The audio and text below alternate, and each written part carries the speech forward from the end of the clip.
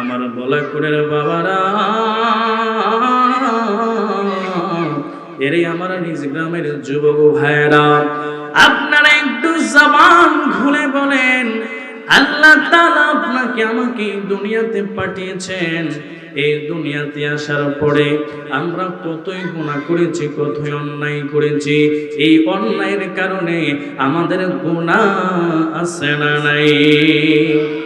আমার নবী সাহাবীদেরকে ডাক দিয়া কইরে, আমার সাহাবীরা, এরে আমার প্রাণের সাহাবীরা, তোমরা শোনো, আমার উম্মতকে আল্লাহ বড় মায়া কইরা বানাইছে, উম্মত রে আল্লাহ বড় দয়া কইরা দুনিয়াতে পাঠাইছে। আমার উম্মতের ভিতরে আল্লাহ তাআলা তার বুকের বামস্তল 2 আঙ্গুল নিচে আল্লাহ তাআলা একটা গোশতের টুকরা দিয়েছেন, যে গোশতের টুকরাটা দুধের মতো একেবারে সাদা।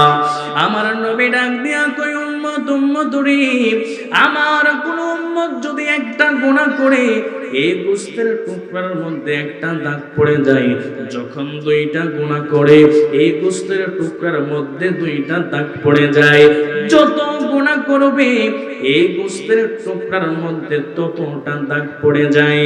এবার আমার নবী সাহাবীদেরকে ডাক দিয়া কই, রে আমার সাহাবীরা, মানুষ গুনাহ করতে করতে ওই দুধের মতন সাদা গোশতের টুকরাটা একেবারেই কালো হয়ে যায়। এখন আসুন আমার যুবক ভাইরা, আমার মুরব্বী আব্বুজিরা, আমরা তো কত সুন্দর কাপড় পরি, এই কাপড়ের মধ্যে কিন্তু ময়লা লাগে, এই কাপড়ের মধ্যে কিন্তু গভীর ময়লা লেগে যায়। এই ময়লা দূর করার জন্য আমরা কত কোম্পানির আমরা পাউডার ব্যবহার করি, আমরা সাবান ব্যবহার করি, আমাদের সেই কাপড়গুলো একেবারে পরিষ্কার হয়ে যায়। আমরা যে গুনাহ করেছি, এই যে আমাদের সাদা গোশতের টুকরাটা কালো হয়ে গেছে, এইটার কি কোনো মেডিসিন আসেনি? আমার নবী, আপনার নবী রাহমাতুল লিল আলামিন, হায়াতুন নবী, জিন্দা নবী, আমার নবী ডাক দিয়া কই, উম্মত উম্মত রে, এই গোশতের টুকরাটা পরিষ্কার করার জন্য একটা মেডিসিন আছে। সাহাবীরা প্রশ্ন করলো, ইয়া রাসূলুল্লাহ, কি এমন মেডিসিন? আমার নবী ডাক দিয়া কই, সাহাবীরা রে, একটাই মাত্র মেডিসিন, যে মেডিসিনের নাম হলো জিকরুল্লাহ, আল্লাহর জিকির।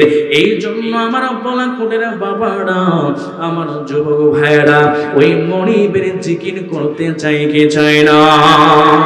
তাইলে আসুন সকল মিলে একটু ইসমে জাতের জিকির করি, আল্লাহ আল্লাহ আল্লাহ আল্লাহ আল্লাহ আল্লাহ আল্লাহ আল্লাহ